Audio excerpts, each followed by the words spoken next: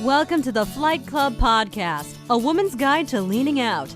We give you a behind-the-scenes look at business launch and growth through the stories of successful female entrepreneurs.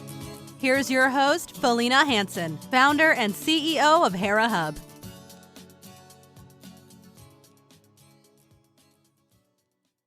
Hello and welcome. I am really looking forward to my conversation today with Theresa Rose. She is a brand and business crystallizer, strategic co-creator, and certified speaking professional who works with experts and their businesses to create one-of-a-kind visual brands they can draw on a cocktail napkin. Using her crystallization process, Theresa helps thought leaders clarify, amplify, and monetize their brilliance as efficiently and lucratively as possible. Welcome to the show today, Theresa. Thank you, Felina, for having me. I appreciate it. Absolutely. I am going to dive in. We're going to start at the very beginning. No, I'm teasing. But I do know that you were raised Midwest, Minnesota girl. Yeah. So talk to us about some of the early career choices you made. I know you launched out into the world and then went back to college.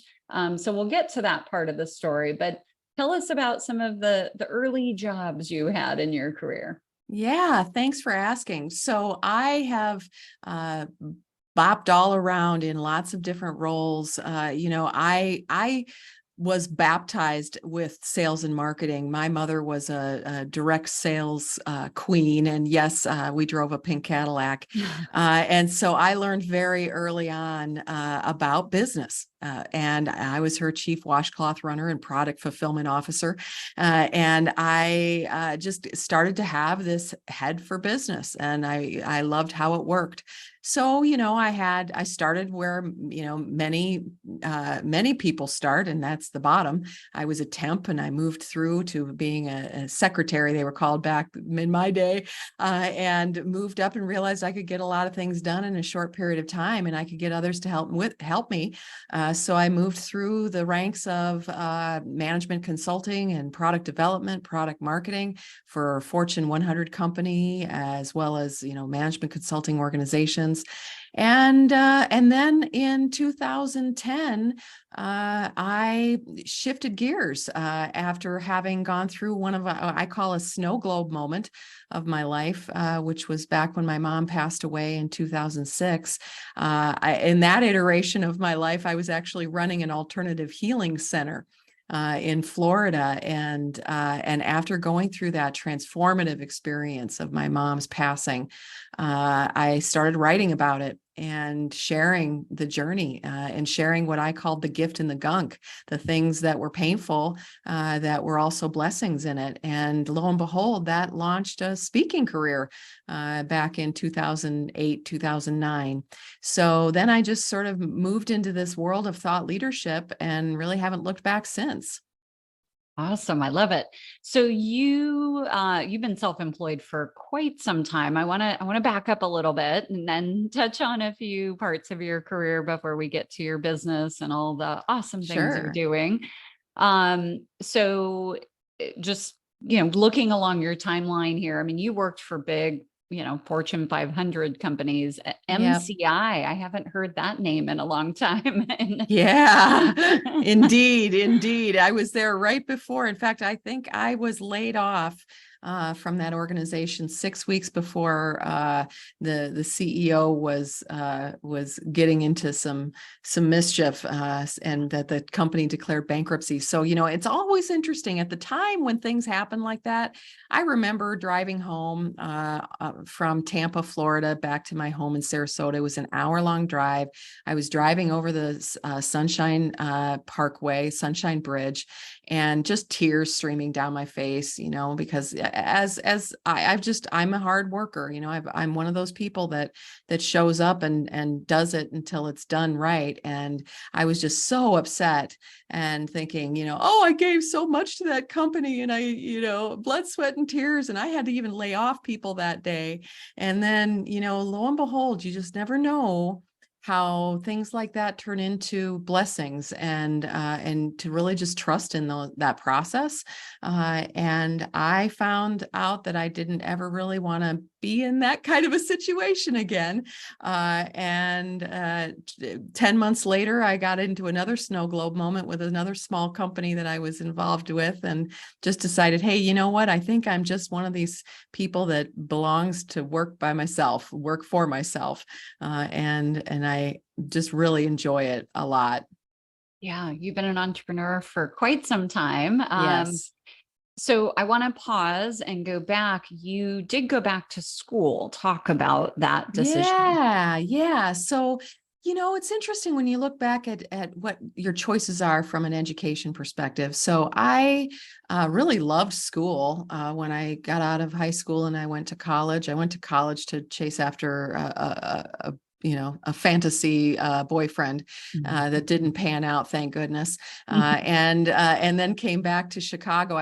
My mom and I were living in Chicago at that time, and I put in another year of college, but I just had other things that were kind of presenting themselves in my life, and finances and all sorts of things. And I just got out of it. And then once I got out of the rhythm of going back to school, and got a job, I really made that my focus until I had my daughter. Once I had my daughter, and I was 31, this was when I was working for MCI. I was senior manager of marketing and product development. I ran $100 million of annual revenue, and I had just had this baby. And I said, I really want to get my degree. And I not only want it because I don't want anything ever to hold me back from what I want to go after.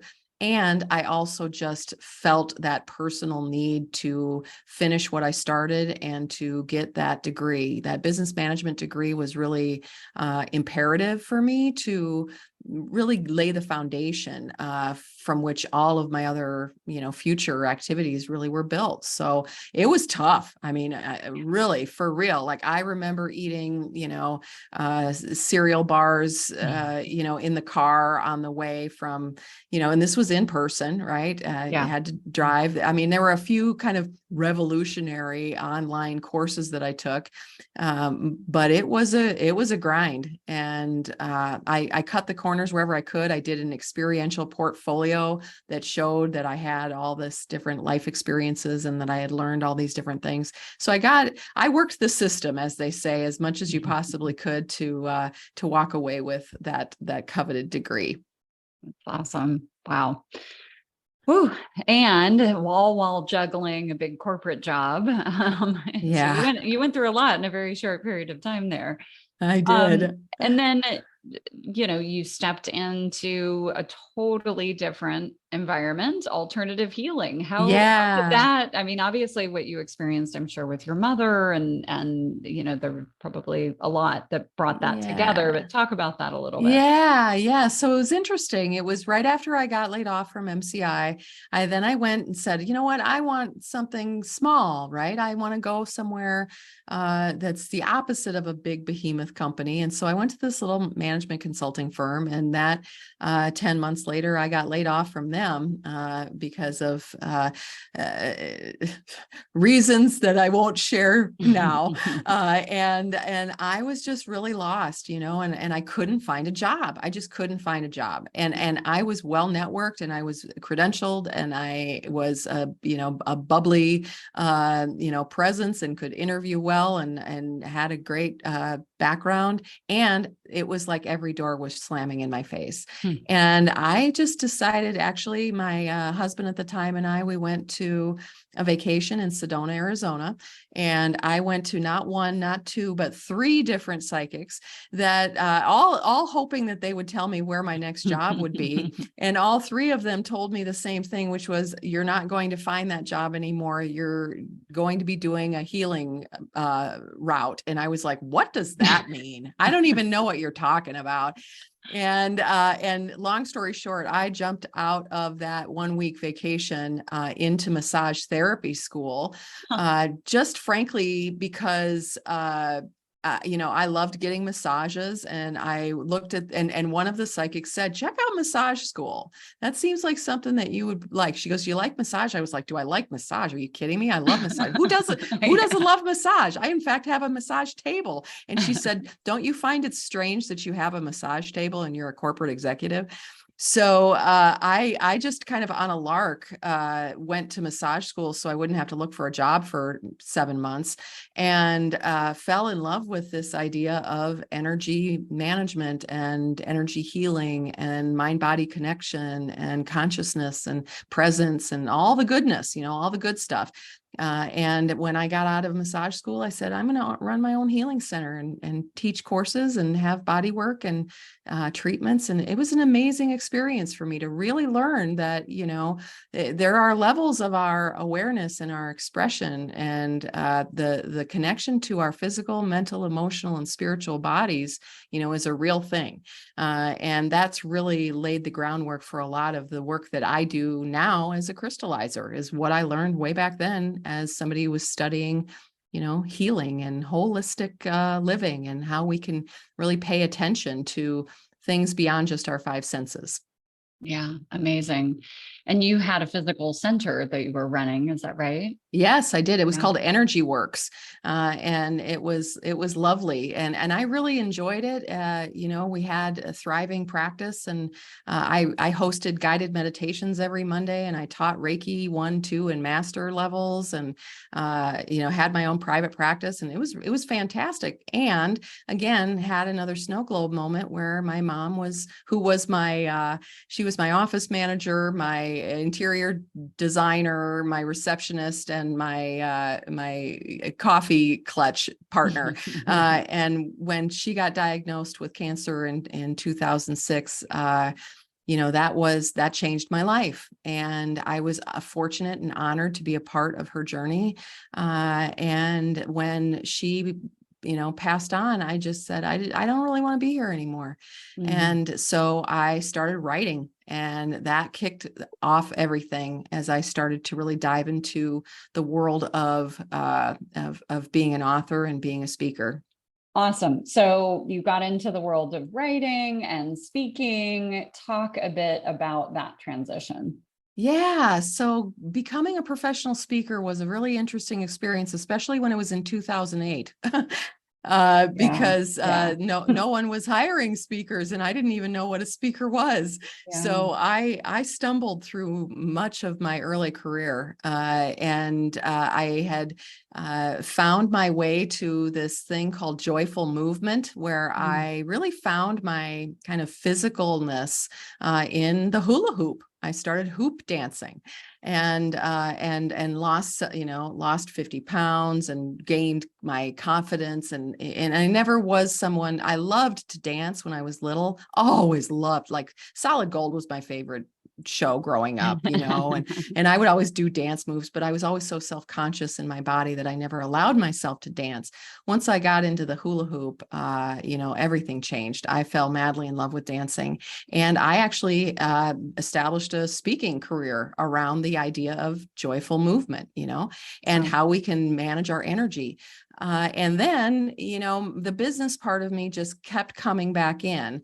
And while I morphed my brand over the years to include something called Mindful Performance, which is my latest book, and it's really a blend of mindfulness and business management's best practices, Mindful Performance, where I really started to feel the itch was to help other thought leaders and help them create models of their brilliance. And I noticed as I was in the thought leadership realm, I served as the president of the Minnesota chapter of the National Speakers Association. And I knew a lot of them. And I even had, recently I've led a thought leadership network for a global network, and really understood their pain points, hearing what they really struggle with, and realized that my work as a crystallizer is really helping them fit that, meet that fundamental need that they all had, which was a lack of clarity. Yeah, absolutely.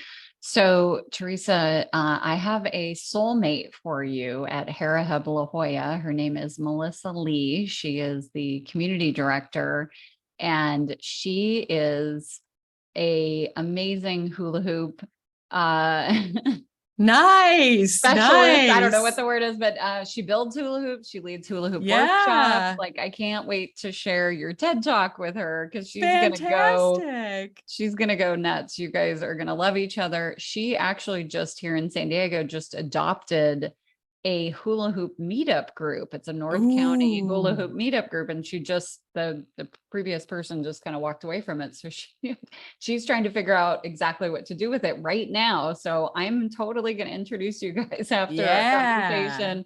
I know you're up in Temecula, but it's not too far. I'll drive for hooping. I'll drive for hooping Yeah, any yeah. day of the week. That's awesome. That's so great. So can't wait to connect the two of you. I'm sure you'll Yeah, have much to talk about. Um, absolutely. Speaking of Southern California, what brought you out this direction and when did you land here? Yeah, well, it's funny. The short answer is the right opportunity presented itself. That's the short answer. The long answer is when you put a manifestation request in motion, it happens, and it doesn't sometimes happen the way you see it or when you want to see it, but it happens.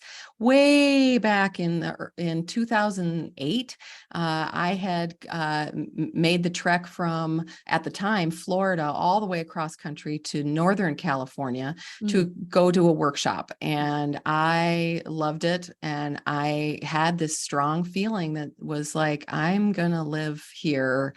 I just could feel it. And so, I made a mental note that I wanted to be here when my daughter had graduated high school. And many times over the years, there were opportunities, and I just kept visualizing it. When I left, my marriage after 20 years and I had really nothing, I remember creating an 8.5 by 11 vision board with magazines and, glue. And I had on there California in the upper left corner, and it was on my refrigerator for 6 years. And different opportunities, come and go, but there was one that everything lined up. Everything lined up, and I found the time, and I really got like what I call the cosmic noogie, like if something knocks on the top of your head. That's what it was like for me when this opportunity just dropped in my lap to move here.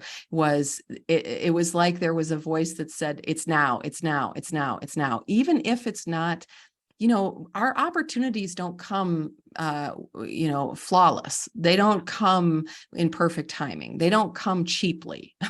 They come with agony and worry and not enough money and too fast. And I don't know how I'm going to do it. And oh my gosh, what am I doing? That's what my opportunities look like, at least. So, I just jumped, and now I'm so very happy that I am here. I tell people I'm an outdoor plant by nature. So for me to be outside and be able to do the work that I do is truly, it's transformational to be able to be outside and enjoy nature while working. It's a wonderful gift that I'm grateful for. Absolutely. Yeah, I agree with you. I'm a California girl, so I love traveling and seeing new places, but it's a hard place to beat for, planting roots, if you will. Yeah, absolutely. I want to talk about crystallization Mhm. and helping folks get clarity on a cocktail napkin. Talk a bit Yeah. about your work there. Yeah. So what I do is I design visual models of people's brilliance. I believe I operate from the framework that everybody is brilliant, and that the real challenge is that they can't clarify it. They can't draw it on a cocktail napkin. They can't show that they're different than everybody else. And through the course of my career working with thought leaders, speakers, authors, coaches, consultants, advisors, trainers, I noticed that they were all chasing after monetize. They all want to monetize. And then when they don't monetize to the degree that they want to, they kind of push themselves to amplify, and they are always looking at, how do I get my name out? How do I spread the word? How do I activate around this ad campaign or whatever it is? And what I kept seeing over and over again is that the problem was that they weren't clarified. And clarifying our brilliance, something that you can literally draw and a child could understand, is a way to cut through all of the noise and create a foundational framework. Think Simon Sinek's golden circle. Okay, that's a contextual model of somebody's brilliance. Maslow's hierarchy of needs is a contextual model of someone's brilliance. So that's what I do for other people. And what I love about it is that people can't see their own brilliance. They just can't. They can see other people's really well. Yeah. They just can't see their own. And they certainly can't come up with a poetic, intuitive, alliterative, meaningful, marketable model to support it. Yeah. Right. So it's like I'm what I call, Felina, my work is strategically sacred work. I love that. It's to really see somebody beyond what they say in the flood of words, but where do they really shine?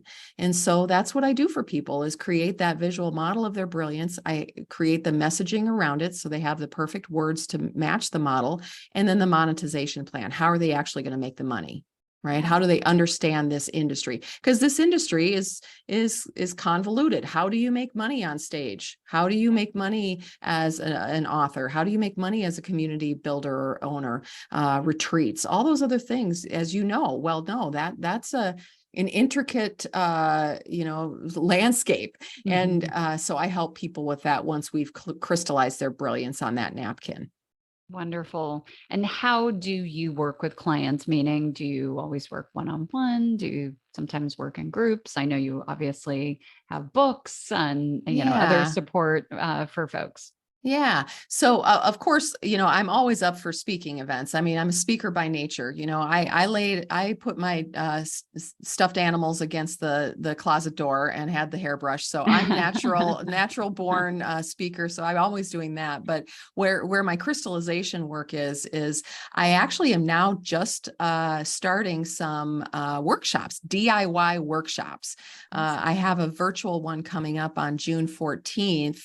And then I'm actually going to do one at the Temecula Hera Hub in, I believe, October for all day. So for those who want to have group experiences. And, frankly, my bread and butter is really one-on-one work, that deep dive where I really get to read their content and listen to their work and watch what they do and really be able to assess them, individually, is really what I love to do the most. Fantastic. In addition to the event that you're planning in October and the virtual event, do you have any new books you're working on or any other projects that you'd like to share with us? Well, I'm working on my Crystallize Your Brilliance book in tandem as I'm doing this. This year is really going to be about creating that in-person event. That's what I'm super juiced about. It's actually going to be 2 days. I'm going to do the first day is going to be Crystallize Your Brilliance, which is this DIY crystallization. And then the next day is going to be a mastermind with crystallized co-creators of mine. So really getting together all of my one-on-one clients and future one-on-one clients to really do some heavy, co-creation, right? What are you doing this year? What's your ask? How can we help you? Really, that's why I love what you do, Felina, and what you've created. That's why Hera Hub resonated so deeply with me. Mm-hmm. Isn't just that I wanted a beautiful co-work space. I really wanted to have a gorgeous, supportive, co-creative, collaborative space so my clients who are crystallizing with me can come out and enjoy a really top-notch experience. And equally important, I think, is this notion of how can we collaborate together, right? And how can we support each other and build the power? Because I'm a huge fan of that whole 2 or more people working in harmony for the pursuit of a single purpose, right? There, magic happens. Think and grow rich. And when we can start bringing that into our own backyard, then, watch out, because the sky's the limit for all of us.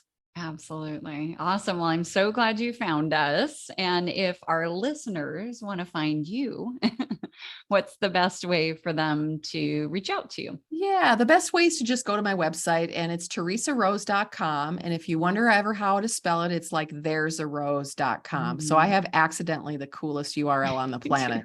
There'sarose.com. That's fantastic. Well, Theresa, thank you so much for your time. It's been a true joy getting to know you. Great to know you, Felina. I look forward to seeing you at future Hera Hub events. Thank you for joining this week's episode of Flight Club, sponsored by Hera Hub. We look forward to sharing more success stories with you soon.